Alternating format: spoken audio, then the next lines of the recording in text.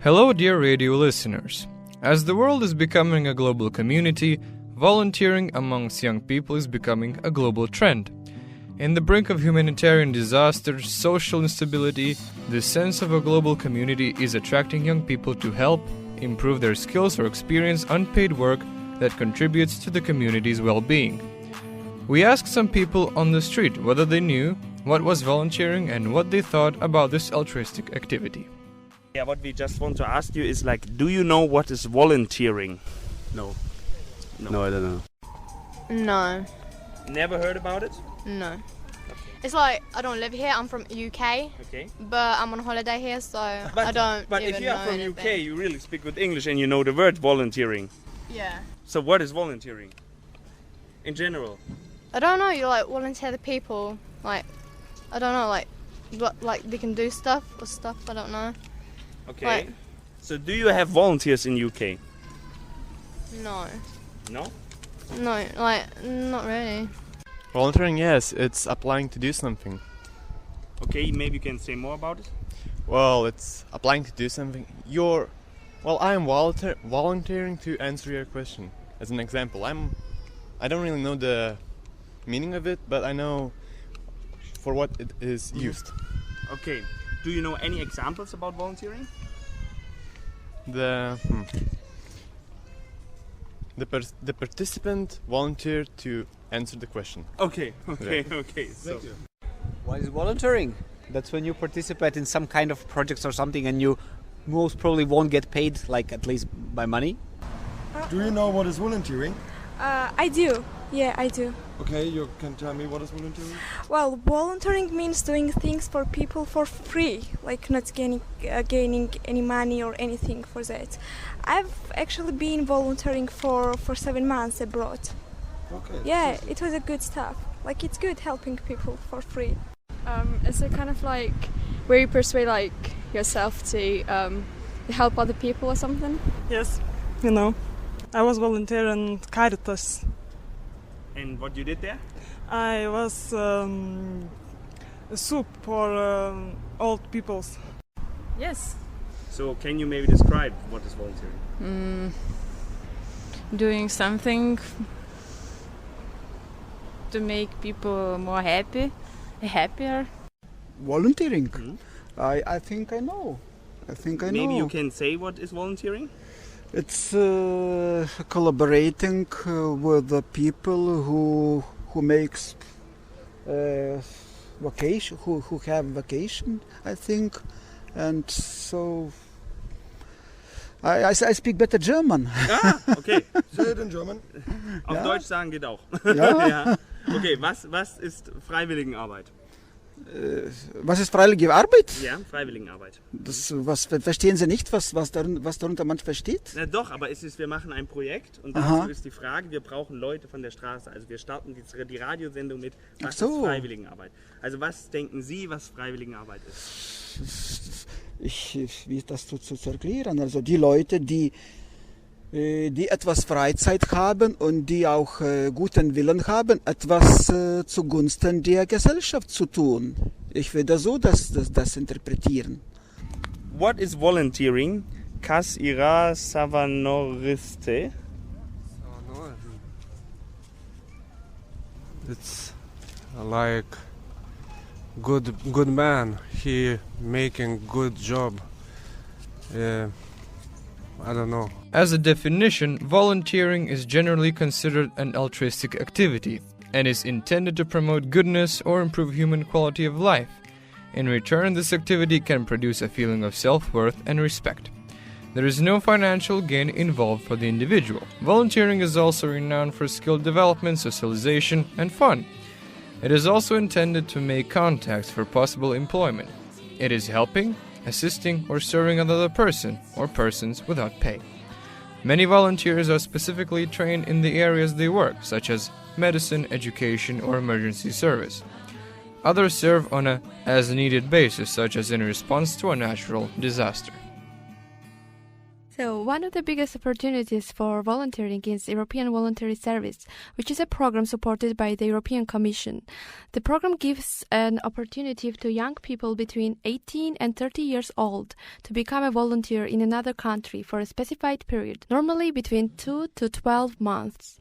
As a volunteer, you can work in a wide range of fields such as culture, youth, sports, children, cultural heritage, arts, animal welfare, environment and development cooperation. At the end of your service, you will receive a certificate confirming your participation and describing your project, the Youth Pass. So, how does it work? Volunteers participate in EVS through the sending organization in the country where they live and the receiving organization that receives and hosts them during the period of service. You will receive free accommodation, food, insurance, and pocket money. The only thing you might have to pay is a small part of your travel costs. So, how can you apply? If you are between 18 to 30 years old, you should contact the organization that is recruiting volunteers for the project. To find the sending organization, consult the database of accredited organizations of the official website of the program. That would be Europe.eu. And also to find some information regarding the EVS vacancies on the website youthnetworks.eu. For the more details, you can also check the program guide of the project on the website Europai.eu. Hello, dear listeners. We are in Radio Klubbas and we have guests who are volunteers and we will ask a couple of questions to them. So my first question is to Johnny.